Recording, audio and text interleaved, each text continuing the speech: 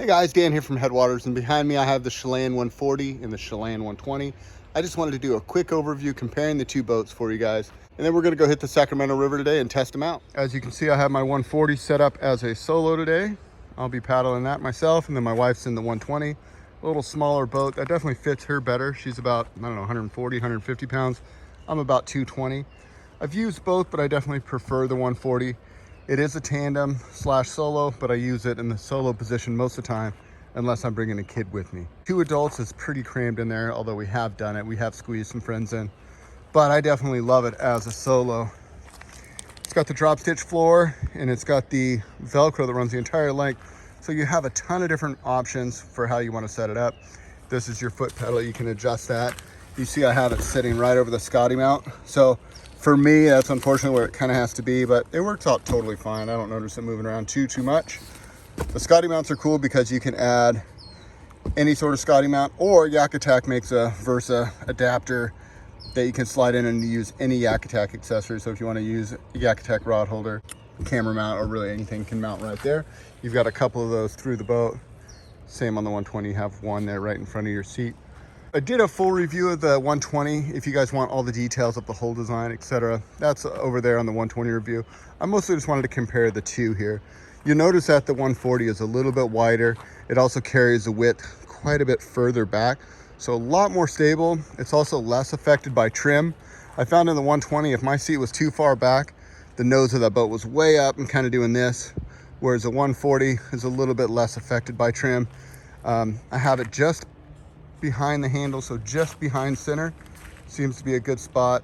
You're just over that skag in the back too, which is kind of interesting. The skag on these boats, let me pull up the 120, I'll show you a little bit. The skag on the boats move forward a little bit. It's not all the way on the stern, so it's moved forward. It's not too far behind your seat, so when you're sitting there and your seat's just aft of center, the boat maintains a ton of maneuverability, but when you give it a few strokes, it tracks really, really well. Things that are the same on these two boats is they both have the hard nose cone, front handles, front bungee, deflector shields, or splash guards they call them. I like the deflector shields, it sounds a little more Star Warsy. They both have these little D-ring loops throughout the whole floor. Again, attachment points all through the boat. And then behind the seats you have the little inflation spots. These take 3 PSI. The drop stitch floor takes 6, which is pretty good. Also on both boats you have scuppers throughout the boat, so you can unscrew those and let this thing drain the water out.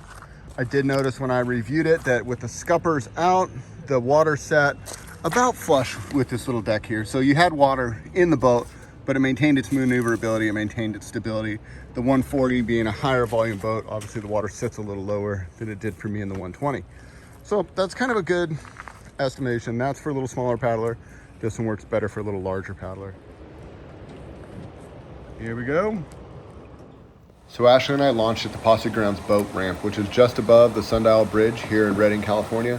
This gives you access to a really fun Class 1 section of the river with iconic views of the Sundial Bridge, as well as a few different pathways that you can take down. There's little chutes that offer different features, little waves, and you can kind of mix and match and do it differently every time.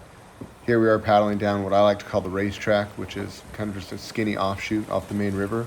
But it's always full of wildlife and little coves to explore.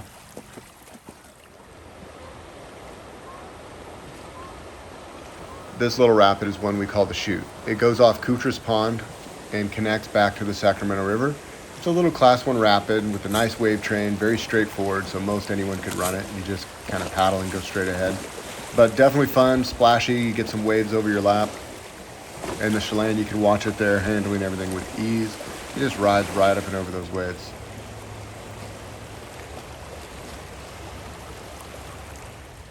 After the Cypress Bridge, we decided to hang a left and check out a new section of river that we've never paddled.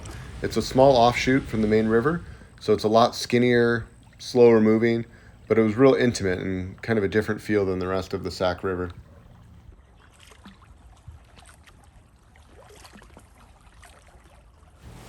It didn't take long though when we were back in the main current and hitting some more wave chains.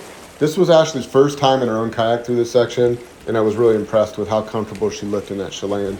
It took good care of her. Basically, you just got to keep it paddling and it goes straight, kind of does what you want it to do. Next, I wanted to help Ashley out with her eddy turns. We had a nice defined eddy line for us to practice on here. So she practiced pulling in.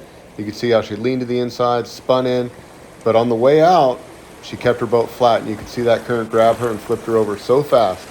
Thankfully, she was a good sport. We quickly got her back in her boat, and she took a second try and nailed it. Aquaglide was super cool to send us these boats, and they also were super cool to offer a 15% off promo code for Headwaters customers. Type in Headwaters15 at your checkout on aquaglide.com and save yourself 15% on any Aquaglide products.